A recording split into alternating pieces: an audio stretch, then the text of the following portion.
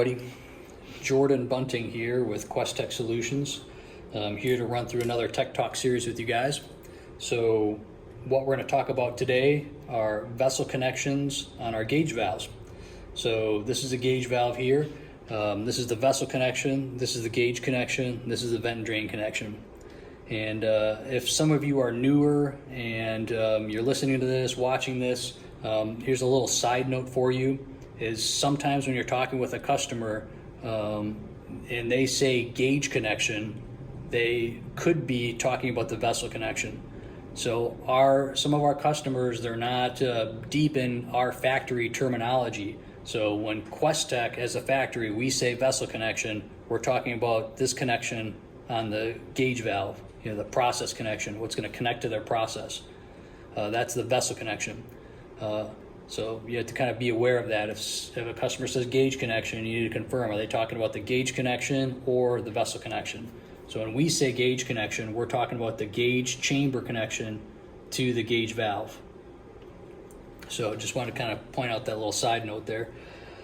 So on our valves, I'm going to talk about our 1, 2, and 4 valve. This is a Model 1S, so this would fall under that group. This is our type 3 valve, and this would be a different group. So with this group of valve, the 1, 2, and 4, all of those valves, the standard vessel connection is a 3/4 inch male MPT union vessel connection. So you might ask, why is there a union as a standard? So our gauge assemblies, the most common way that we provide our gauges as an assembly, where they're assembled to the customer center-to-center dimension. So if you've got 3/4 inch male MPT process connections, you have these two screwed-in process connections that are parallel to each other. The only way of being able to install this and screwing this into the process connection top and bottom is to be able to rotate this. And the only way to independently rotate it is with this union here. So when a customer goes to install this, they would loosen up the union, screw in that process connection, screw in that little tailpiece connector, and then tighten down that union. So those unions, provide the ability for the customer to install the gauge as an assembly. So that covers why we provide why those unions are standard. So, the 3/4 inch male MPT union vessel is a standard. What about when a customer specifies a flange on this model valve, the 1, 2, or 4?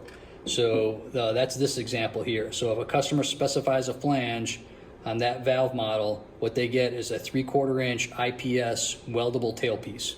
So in this configuration, you're getting your flange process connection, but this union is still there. So, one thing to cover about unions is how they're viewed. So unions can be viewed on both sides. Either or. Unions can be viewed favorably where they like the ease of installation. They like unions. They feel they're more flexible in the field.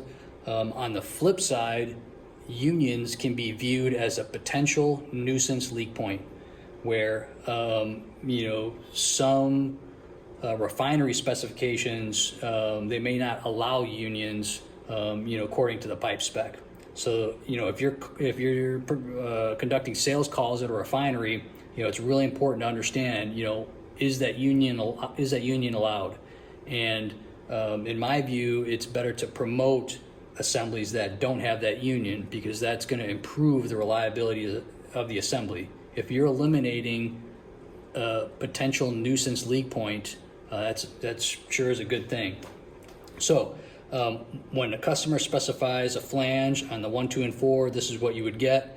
And now we do have a configuration that's a cut above this standard flange configuration, where if you specify a solid shank vessel, if you specify that option, we're going to eliminate that union here. So this is what that solid shank looks like on a type 1, 2, and 4 valve.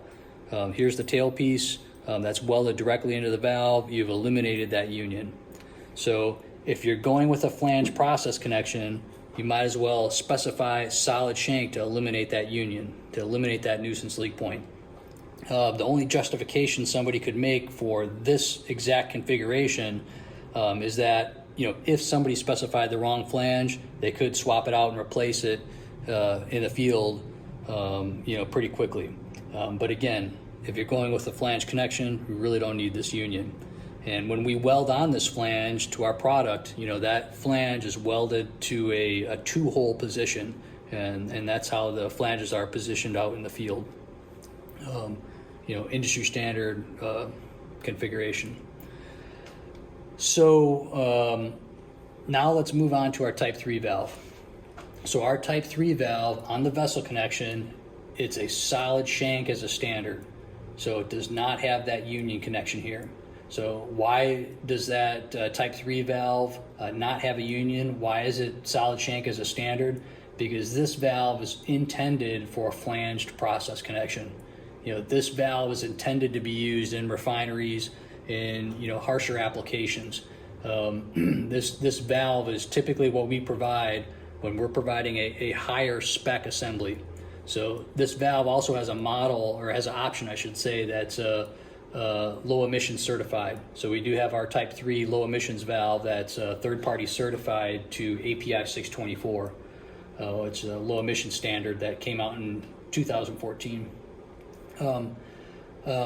But this valve here, a lot of our customers like to go with something like this, just simply because it eliminates those nuisance leak points. So say you're out in the field, you're replacing a gauge assembly, and it's got this sort of configuration where it has a flange process connection and it has that union. You can go directly to that Type 3 as a replacement, because you're still going to get your flange process connection and you're going to eliminate that union here. So this sort of configuration is going to greatly improve the reliability at the plant. So a lot of the field sales I get involved in, this is what's out there, and then this configuration is what we're going back in with a replacement.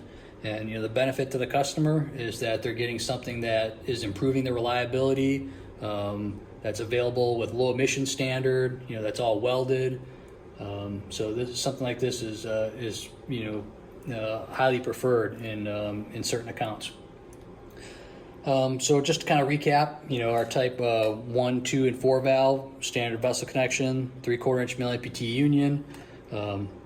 If you put a flange on that Type 1, 2, and 4 valve, you're still getting a union with the IPS tailpiece. Solid shank option will eliminate that union. And then the standard vessel connection on our Type 3 valve is a solid shank as well. Standard vessel connection is a 3/4 inch stub end. Thanks for watching.